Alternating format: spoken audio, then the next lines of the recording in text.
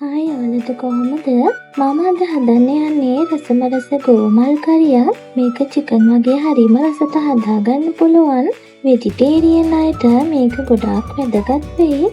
එහෙනම් අපි බලමු මේක හදාගන්නේ කොහොමද කියලා.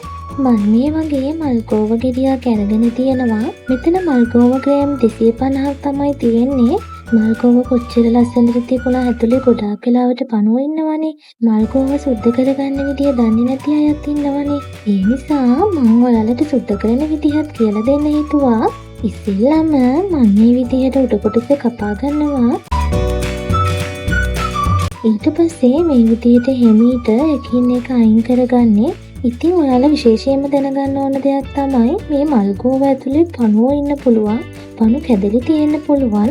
ඉතින් ඒ නිසා මේක හරියටම සුද්ධ කරගන්න ඕනේ. ඊට පස්සේ මල්ගෝව ටික හොඳට හොදගත්තම ඊළඟට භාජනයකට වතුර දාගෙන ඒ ටික හොඳට උණු වෙන ඩිපේ තියාගන්නවා. ඊට පස්සේ මේ විදිහට නටන උණු වතුර වලට මල්ගෝව ටික දාගන්නවා. ඒකට මම ලුණු තේ හැඳි භාගයක් දානවා. ඊළඟට කහ තේ හැඳි කාලක් වගේ දාගන්නවා. ඊට පස්සේ විනාඩි 10ක් විතර තියෙනවා. හරි ඊළඟට මම විනාඩි 10කට පස්සේ මල්ගෝව ටික උණු වතුරින් ඉවත් කරගන්නවා. ඊට පස්සේ භාජනයකට තෙල් ස්වල්පයක් දාගන්නවා. තෙල් ටික රත් වුණාට පස්සේ මුලින්ම මම තලාගත්ත ඉඟුරු කෑල්ලක් සහ සුදු ලුණු බිකි 3 දානවා. මෙතන හීනයට කපාගත්ත ලුණු භාගයක් තමයි තියෙන්නේ. ඒ ටිකත් දානවා. පිංචයිති දෙකක් සහ රම්ප කොලයක් දාගන්නවා.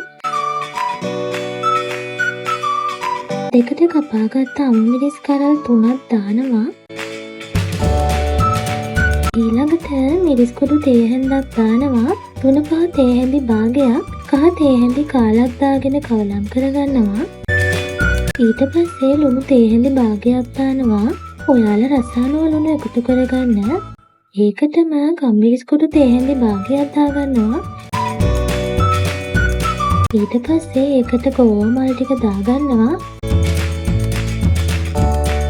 ඒකටම චිකන් කරි පවුඩර් තේ හැන්දක් මන් දානවා. මෙතන පොල් කිරි අඩු කෝප්පයක් තමයි තියෙන්නේ. ඒ ටිකත් මන් දාගන්නවා.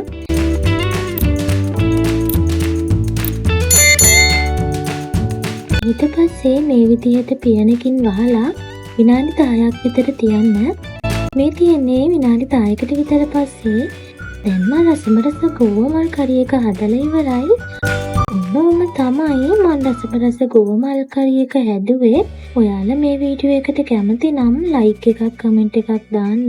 මගේ වීඩියෝ බලපු ඔයාලට ගොඩාක් ස්තුතියි. ගිහින් මෙන්නම් සුබ දවසක්.